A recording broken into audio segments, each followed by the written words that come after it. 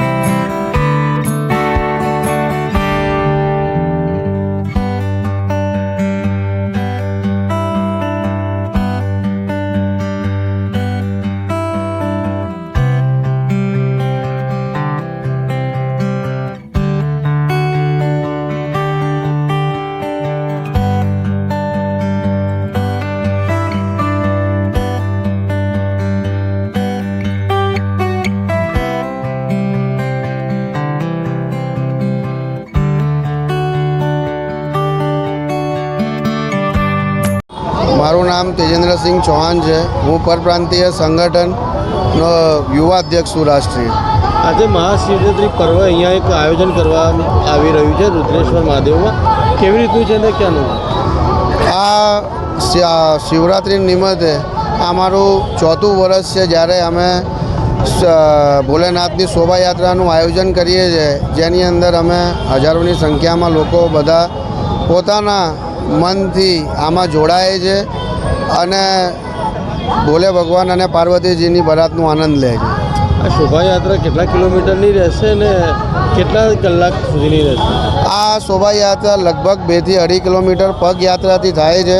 આમાં અમે પાલકીથી ભગવાનજીની બરાત કાઢીએ છીએ અને આ લગભગ 2 થી 2.5 કલાક સુધી ચાલે છે। આ શોભાયાત્રામાં આશરે કેટલા લોકો જોડાય છે અને કેવી રીતની સવલત સાથે નીકળે છે? આ શોભાયાત્રામાં લગભગ 1000 થી 1500 લોકો જોડાય છે। આ શોભાયાત્રા સાથે સાથે અમે પાણીની વ્યવસ્થા, આઈસ્ક્રીમની વ્યવસ્થા, આમાં ઘણા સમાજ અલગ અલગ પ્રકારની સ્વાગત અને એમના વ્યવસ્થા શોભાયાત્રાની કરે છે। આ શોભાયાત્રામાં મુખ્ય અતિથિ તરીકે કોણ આવશે? આ શોભાયાત્રામાં અહીંયાના જે લોકલ ધારાસભ્ય શ્રી છે એ પધારશે અને જે અમારા મુખ્ય સમાજના આગેવાનો છે બધા અહીંયા પધારશે। શોભાયાત્રા ખતમ થયા પછીનો કેવી રીતનો મંદિરનો કાર્યક્રમ રહેશે? શોભાયાત્રા પત્યા પછી મંદિરમાં ભજન કીર્તન થાય છે અને બધા બરાત ખતમ થયા પછી જે આનંદ લેતા હોય એ પ્રમાણે બધા આનંદ લે છે।